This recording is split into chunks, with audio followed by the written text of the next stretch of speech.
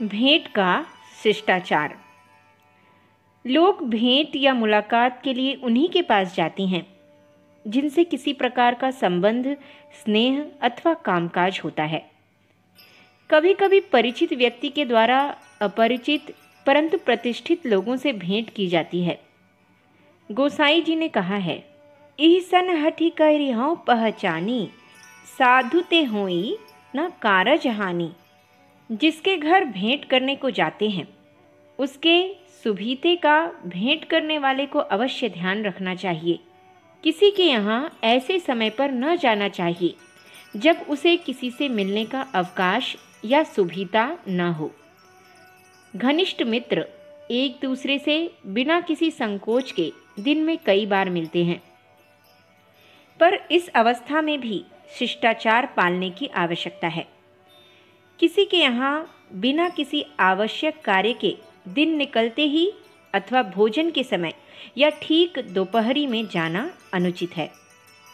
अधिक रात को भी साधारण अवस्था में किसी के यहाँ न जाना चाहिए। कामकाजी लोगों को समय का बहुत संकोच रहता है, इसलिए किसी के यहाँ प्रायः आधे घंटे से अधिक बैठना उचित नहीं है। यदि इस अवधि में महत्वपूर्ण बातचीत पूर्ण हो सके तो बहुत अच्छी बात है। जिस समय किसी मनुष्य की बातचीत में उदासीनता, शिथिलता अथवा उकलाहट दिख पड़े, उस समय समझ लेना चाहिए कि उसे मिलने का अधिक सुभीता नहीं है। इसलिए ऐसे संकेत को सूचना समझकर उसके यहाँ से चले आने का उपक्रम करना चाहिए। यदि वह जाने वाले व्यक्ति के प्रस्ताव को सुनकर कुछ अधिक बैठने का अनुरोध करे तो यह अनुरोध मान लिया जावे और कुछ समय के पश्चात उससे विदा ग्रहण की जावे।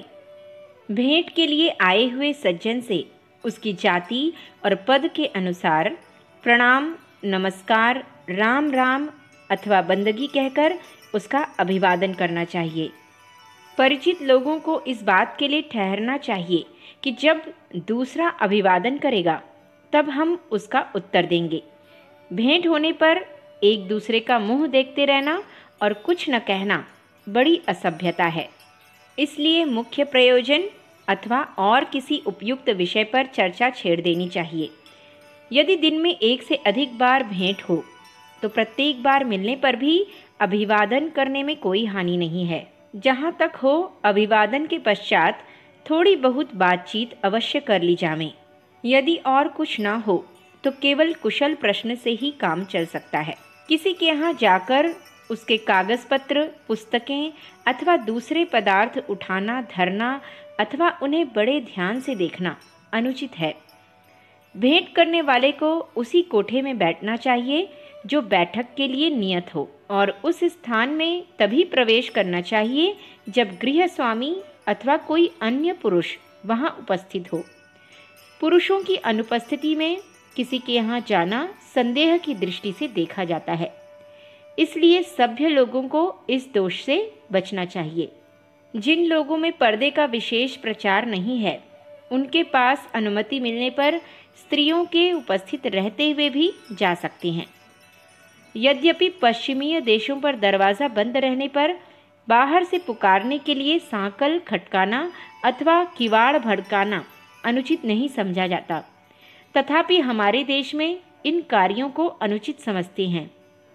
किसी के दरवाजे जाकर जोर जोर से और लगातार पुकारना भी अनुचित है।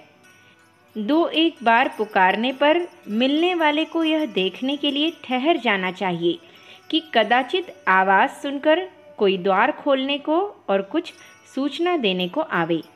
गृह स्वामी को उचित है कि वह अपने यहाँ आने वाले सज्जन का उसकी योग्यता के अनुसार स्वागत करे और उसे आदरपूर्वक बिठावे।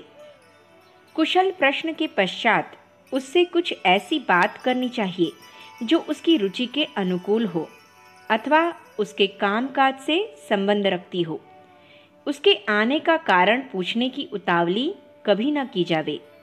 वह बातचीत में बहुधा आप ही प्रकट हो जाता है अथवा कुछ समय के पश्चात चतुराई से पूछा जा सकता है। यदि तुम्हें अधिक समय न हो और बैठने वाले के कारण तुम्हारे किसी आवश्यक कार्य में हानि की संभावना हो तो तुम्हें अपनी कठिनाई नम्रतापूर्वक और चतुराई से जता देनी चाहिए। ऐसे अवसर पर शिष्टाचार का अधिक पालन करने से लाभ के बदले हानि होगी।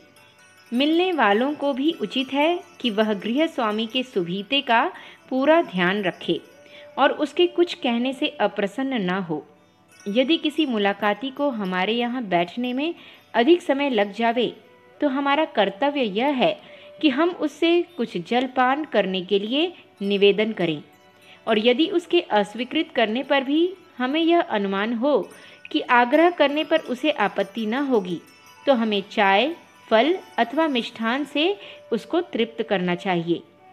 यदि किसी मित्र या परिचित व्यक्ति से बाहर अथवा सड़क पर भेंट हो तो वहाँ घंटों खड़े रहकर बातचीत करना उचित नहीं। यदि विषय लंबा हो तो कुछ दूर तक साथ साथ चलकर बातचीत कर ली जावे, पर ऐसा ना हो कि किसी को दूसरे की बात सुनने के लिए विवश होकर कई जरीब जाना पड़े। यदि किसी बड़े आदमी के यहाँ मिलने को जाना हो तो उनके अवकाश का पूरा पता लगा लेना चाहिए और जाकर किसी के द्वारा अपने आने की सूचना भिजवा देनी चाहिए। उन सज्जन के पास पहुँचने पर उपयुक्त आसन ग्रहण करना उचित है और संक्षेप में उन्हें भेंट का तात्पर्य बता देना चाहिए। कार्य हो जाने पर कुछ समय और बैठना अनुचित न होगा। इसके पश्चात पूर्वोक्त महाशय से आज्ञा लेकर चले आना योग्य है। किसी के यहाँ कभी न जाना जैसा अनुचित है, उसी प्रकार बार बार जाना भी अनुचित है। यदि किसी के यहाँ जाने से जाने वाले को ऐसा जान पड़े कि उसके जाने से गृहस्वामी को खेद होता है तो ऐसे मनुष्य के यहाँ उसे कभी न जाना चाहिए। कहा भी है, बचनन में नहीं मधुरता, नैनन में न स्नेह, तहाँ न कबहू जाइए, कंचन बरसे मेह। एक दूसरे के यहाँ आने जाने से परस्पर मेल मिलाप बढ़ता है। इसलिए यदि कोई परिचित व्यक्ति अथवा मित्र जिसके साथ आवागमन का संबंध है बहुत समय तक किसी के यहाँ न जावे तो दूसरे मनुष्य को उसके यहाँ उपयुक्त अवसर पर जाना अनुचित न होगा। इससे इस बात का भी निर्णय हो जाएगा कि वह मनुष्य जाने वाले से किसी प्रकार अप्रसन्न तो नहीं है। बहुधा उच्च स्थिति के महानुभाव निम्न स्थिति के लोगों के यहाँ मिलने नहीं आते।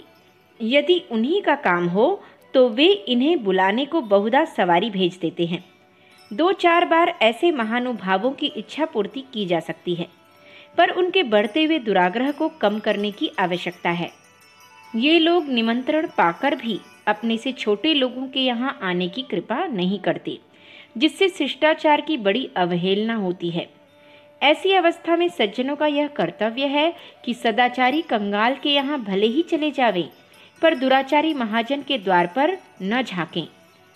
मुलाकाती के जाने के पूर्व हमें पान, सुपारी, इलायची आदि से उसका आदर करना चाहिए।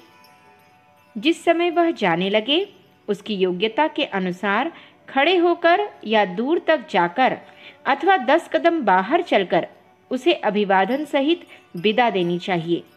सांसारिक वासना को तुम भयानक रोग की तरह समझो, संयम को औषधि की तरह समझो।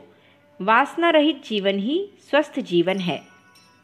अखंड ज्योति, जून सन 1952, पृष्ठ संख्या 16-17।